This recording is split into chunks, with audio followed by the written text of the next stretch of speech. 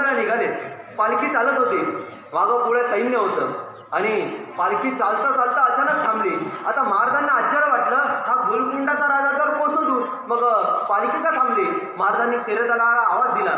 पालखी का थांबवायचे प्रयोजन? तसा शिलेदार धावत धावत आला. महाराज, गोलकुंडाचे बादशाह म्हणजे कुतुबशहा स्वतः जातीनं आले.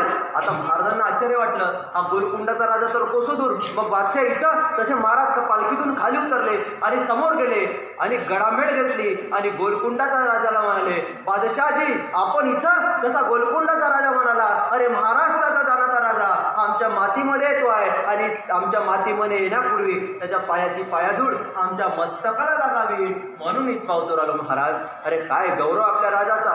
एवढंच नाही, शिवाजी महाराजांची पालखी त्यानं स्वतःच्या खांद्यावर वाजत गाजत तो त्याच्या राजधानीत घेऊन गेला आणि स्वागत सत्कार सोहळा झाला आणि गोलकुंडाचा बादशाह आपला ऐश्वर्य सामर्थ्य महाराजांना दाखवत निघाला. महाराज, हा आमची अश्वशाळा, इथे जातेवंत्या घोड्यांची पैदास केली जाते. महाराज, ही आमची अस्त्रशाळा, इथे नानावे अस्त्र ठेवली जातात. महाराज, ही आमची शस्त्रशाळा, दंडयुद्धशाळा. महाराज पाहत राहिले आणि महाराज, ही आमची हत्ती शाळा.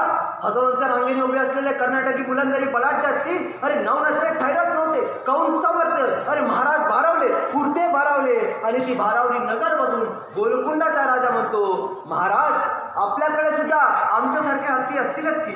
आता महाराजांना काय सांगावं कळे ना. आपल्या सह्याद्रीच्या निंबर दऱ्याखोऱ्यात हत्तीसारखा अवघड प्राणी चालत नाही, पण सांगावं कसं. सबक आपल्याकडे हत्ती नाही, पण शिवचरित्रात एकदा हत्तीचा उल्लेख येतो. हेनरी अलेक्झांडर नावाच्या इंग्रज अधिकाऱ्याने तो केला आहे. तो असं लिहितो की शिवाजी महाराजांची राज्याभिषेकानंतर हत्तीवरनं मिरवणूक काढण्यात आली, पण त्याने समोर प्रश्न उपस्थित केला आहे. तो असं लिहितो की रायगड म्हणजे गरुडाच्या बस्करीसारखा, वाराला सुद्धा येता येत नाही आणि मुंगीला सुद्धा परदेशात बाहेर पडता येत नाही. असा बुलंदरी विरा दुर्गंधेश्वर रायगड, पृथ्वीवर दौलताबाद चकोट करा पण रायगडाची सर नाही, त्याहून दशगुणी उंच, पाऊस आल्यास कडेवर साधे गवत उगत नाही, ऐसा चकोट बिकट वाट वाईवाट नाहीच. अरे माणसाला गड चढणं मुश्किल नव्हे नामुमकिन, मग जिथं माणूस गड चढू शकत नाही तिथं महाराजांनी एवढा मोठा बलाढ्य हत्ती रायगडावर नेलाच कसा?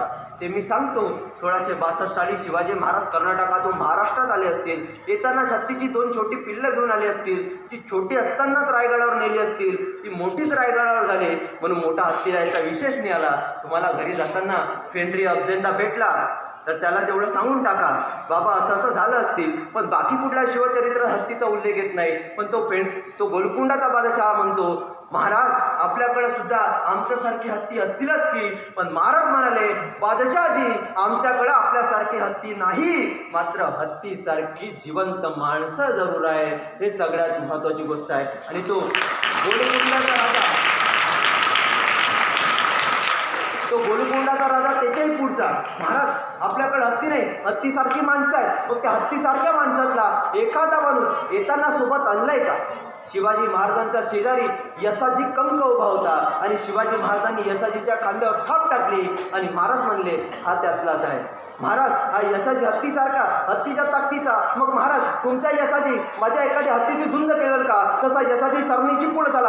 आज्ञा धावी महाराज आणि महाराजांची शरद झाली. यसाजी रणंगणात उतरला. एक मध्यदुत्या बलाढ्य ती यसाजीच्या सामन्याला जर विडा नेत्र धडी त्याच्या कर्णाक्षा सत्कार उडला आणि माणसांच्या कांटाळ्या बसल्या. ये मेरे यसाजी, अरे नको करू धाडस, ये माघारी ये, अरे मलशील पुका. पण यसाजी पुढे झाला होता, हत्तीच्या सामने गळा टाकला होता. हत्तीच्या कर्णाक सत्कार उडला, सोन पिडली, तोंडी छज्जा अडकला, कर. अरे माणसांनी मिटले डोळे, अरे संपला यसाजी. त्याच वेळ समशेर चमचमली. तसा यसाजी फिरला होता, आकाशातून तुडवला होता, समशेर तडपली होती, चालली होती सब. एक बेभान भयानक सत्कार घुमला होता आणि सोंड छाटला, हट्टी ढासळला होता. यसाजीच्या समशेरीतून रक्त वितळत होतं. आपल्या महाराष्ट्रातल्या हत्तीनं त्या कर्नाटकच्या हत्तीचा पराभव केला होता.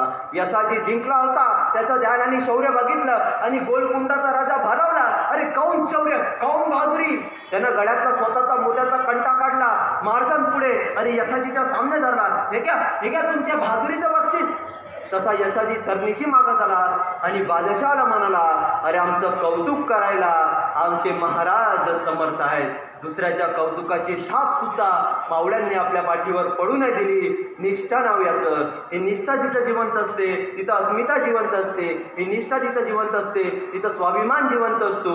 ही निष्ठा जिथं जिवंत असते तिथं राष्ट्र जिवंत असतं. छत्रपती शिवाजी महाराजांनी अशा निष्ठा घडवल्या नव्हे तर असं राष्ट्र